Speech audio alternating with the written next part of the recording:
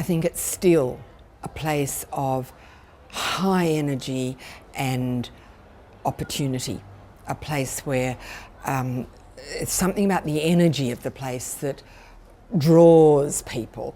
Always, we have to remember that Shanghai is a port. It's a port city. It was built for exchange and it was built to be modern. That's what it was like, and that's what it's like now.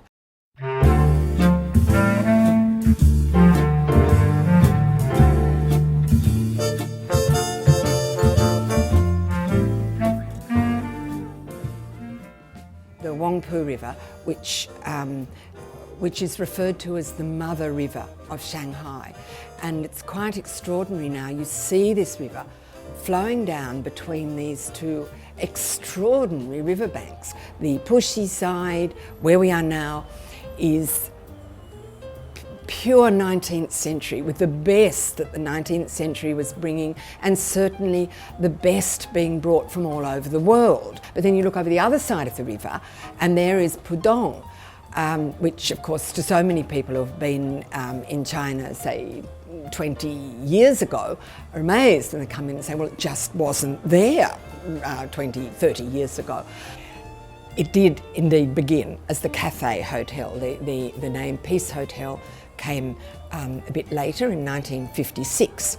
The name was given by the founder of the hotel, who was Sir Victor Sassoon, who himself had an extraordinary and exotic worldwide background. And he came to Shanghai in the 1920s and he decided to build this hotel.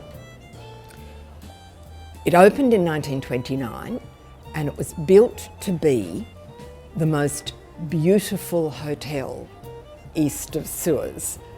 He was very conscious of it being the last word in technology of the time. So it was the first building in Shanghai to have air conditioning. It also was the first hotel to have in-house telephones. And there was the water piped into the hotel was from an underground freshwater spring here in the city. So very conscious of what was modern and what made it comfortable for guests, but also was this idea it would be the most beautiful hotel in the Far East.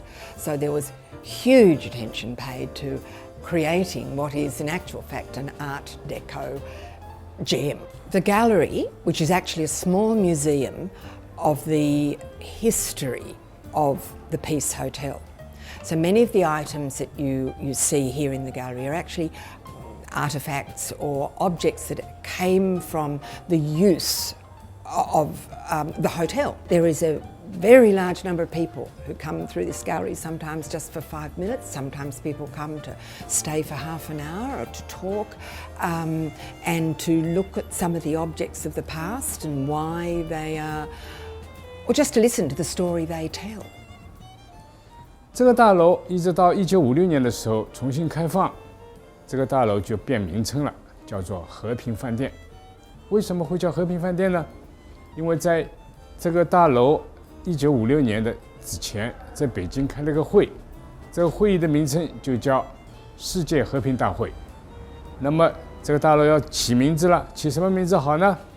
那么大家都想，就起和平吧。我从1964年就到和平饭店来工作，一直工作到2007年，我退休。和平饭店它1964年的时候，和平饭店开业的时候，它是一个饭店，但是它不对外开放。所谓的不对外开放，就是说它一般的 working 客人它是不接待的，你一定要有上海市的有关的单位，比如讲外贸局，比如讲上海市的文化办公室，对吧？或者是文联，对吧？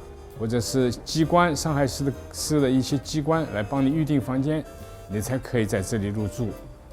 7、8年左右，就是国家开放了，外国人都可以进来了。那么我们酒店也开放，也向所有的市民开放。